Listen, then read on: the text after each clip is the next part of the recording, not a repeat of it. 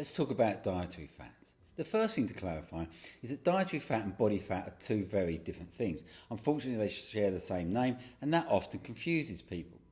Dietary fats do not make you fat. The only thing that causes body fat is excessive calorie consumption. When it comes to dietary fats, they're an essential macronutrient, meaning your body needs them. We need them for hormonal production. Certainly women need them a little bit more than men, but they are still required. Now, dietary fats have the highest calorie per gram at 9 calories, so they're quite expensive when we're thinking about how many calories we can eat during the day to either maintain our body weight or to lose body weight. So it's important that we control our dietary fat intake.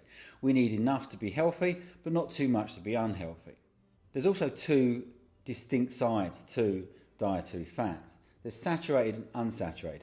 Okay, it does go a little bit more granular than that, but for the sake of this conversation, that's all we really need to be concerned with. And saturated fats are more harmful. They're more unhealthy for our bodies. So you want a diet that is higher in unsaturated fats. When we think about healthy fats, we think about things like olive oil, oily fish, avocado, which is about as close to a superfood as you can eat, and nuts, things like that.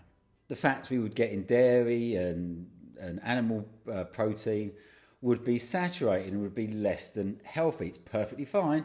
We can certainly eat it, but we have to make sure we don't eat too much of it. And when we get back to talking about processed foods and highly processed foods, it's typically saturated fats. It's got a lot of flavour, it's got a lot of calories and a lot of health risks. As a macronutrient, fat slows digestion.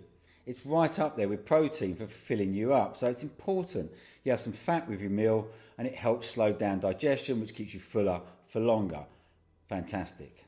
There are certainly cases where saturated fats are actually healthy, particularly eggs. Eggs are saturated fat and you should absolutely eat eggs providing you like them because they're fantastic for your diet.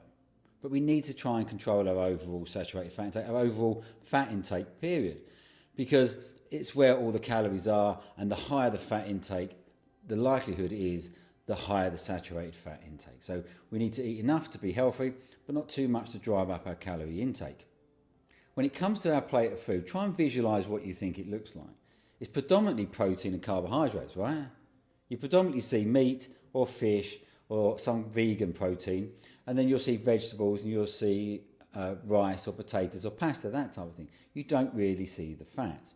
Yes, you may have an avocado.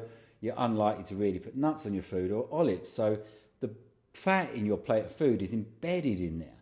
So if we can control our dietary fat intake, it's controlling our calories.